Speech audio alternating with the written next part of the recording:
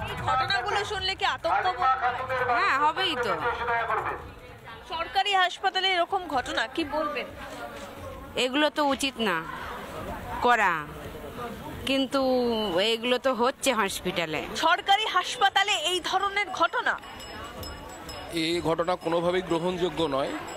যে এই ঘটনাকে আমি নিন্দা করি। যারা এই ঘটনা ঘটিয়েছে তাদের উপযুক্ত শাস্তি প্রয়োজন এবং সরকারি বা আইনত যেটা প্রয়োজন। গোটা ঘটনার পরও আপনার নিশ্চয়ই পরিবার পরিজন এখানে ভর্তি রয়েছে, কতটা আতঙ্কিত বোধ করছেন আপনি? ভয় পাচ্ছে তো। এগুলো যে ডাক্তারি করেছে তাকে শাস্তি পাওয়ার দরকার। কেন এরকম করবে? আমাদের তো পেশেন্টে তো থেকে আমাদেরও তো করতে পারে। আমরা তো সবসময় তো এখানে আসছি, তাই এরকম করলে কি এখানে কি ভর্তি করা যাবে? না দিলে এতে কোনো পাওয়া যাবে না। আপনাদের ভয় হচ্ছে? হ্যাঁ, ভয় হচ্ছে, খুবই ভয় হচ্ছে। ভয় লাগছে, আতঙ্ক বোধ হচ্ছে গোটা ঘটনা পাচ্ছে তো। কেউ তো এরকম অনেকই তো আমাদের আসছে, যা কোনো সমস্যা না হয় সেই ব্যবস্থা নেওয়াই তো দরকার। কেন এরকমটা হবে? ডাক্তারের কাছে আসছে, আমরা ডাক্তারের ভরসায় আসছি।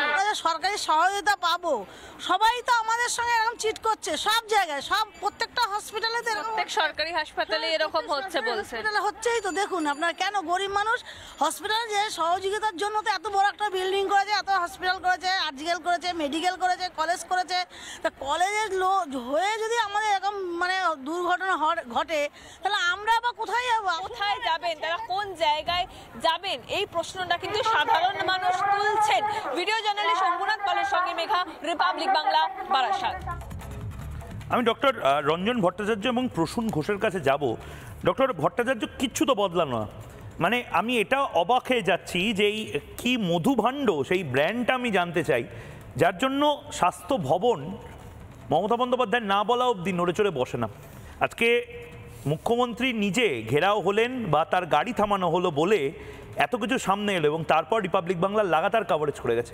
কিছুদিন ধরে এই ধাতিন দিন না নাতিন দিন না একটা চলবে, তারপর আবার যে কে সেই, মানে মানুষ একদিকে আর স্বাস্থ্য মাফিয়ারা আরেক দিকে, এটাই চলবে তার মানে।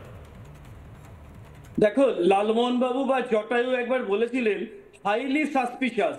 আমার এখন মনে হয় এই যে অসিমাম টেনুইফ্লোরাম বলে যে জিনিসটা, যেটা হচ্ছে তুলসী পাতার বৈজ্ঞানিক সম্মত নাম, সেটা হচ্ছে হাইলি সাসপিশাস।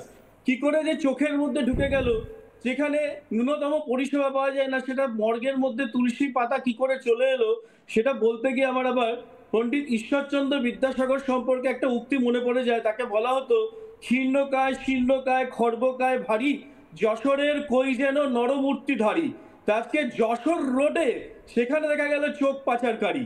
তা আজকে যে গরু বাড়ি কয়লা চাকরি কঙ্কাল দেহ রিঙ্গাল ল্যাকটেট পশ্চিমবঙ্গ ফার্মাসিউটিক্যাল বাদ দাও, এমনকি ধরমপাজি অমিতাভ বচ্চনের সিনেমায় আমরা সোনার বিস্কুট চুরি দেখেছি, ভাবের ঘরে চুরি দেখেছি, কিন্তু আজকে তো দেখলাম চোখ চুরি। এই যে আমরা কর্নিয়া, যেটাকে আমরা বলি অচ্ছেদ পটল, এইটা একটা অ্যাভাসকুলার অর্গান এবং এটাকে অতি দ্রুত 4 থেকে 6 ঘন্টার মধ্যে নিয়ে যেতে হয়। কিন্তু আজকে যে সুমন বাবুরা বলছেন চাকরি নেই, আমি তো বলবো যে এই 46,000 জন শিক্ষক এবং তাদের বাড়ির লোক ধরলে আনুমানিক 2 লক্ষ, তাদের উচিত সিদ্ধিদাতা গণেশের বাহনকে পুজো করা, কারণ তাহলে অন্তত একটা চাকরি জুটবে। সেটা হোক না 10,000 টাকা প্রথম বছরে পাবেন, পরবর্তীকালে তো পার্মানেন্ট হবে। এছাড়া এই যে 2 লক্ষ, আজকে যে আমরা সুখী প্যানেলজীবীরা রয়েছি, প্যানেলে বসে জানি না যে একটা পরিবারের 2 লক্ষ টাকা কত দামি, যেখানে 18 দিনের শিশুকে রেখে তার বাবা মৃত হয়েছে। আজকে আমরা ধেড়ে ইঁদুর, মেঠো ইঁদুর, গোদা ইঁদুর, খড়া ইঁদুর বলি, আমি বলি র্যাট মাইস আর রোডেন্ট, যেখানে রোডেন্ট থাকে জমিতে, কিন্তু এরা হচ্ছে অনুপ্রেরণায় দুষ্টু দালাল, এই ইঁদুরগুলো খেয়ে নিয়েছে হচ্ছে চোখ।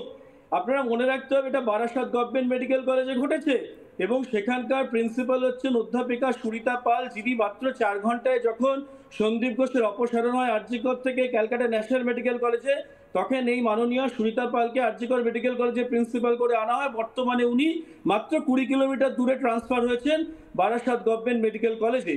তাই এই যে আজকে একজন নোডাল অফিসারের সাথে কথা বললাম, বিখ্যাত মানুষ, আমরা 4 থেকে 6 ঘন্টা হোল গ্লোবটাকে নিয়ে আসতে পারি ময়েস্ট চেম্বারে, সেটা 2 দিন রাখা হয় এভিসারেশন পদ্ধতির মাধ্যমে।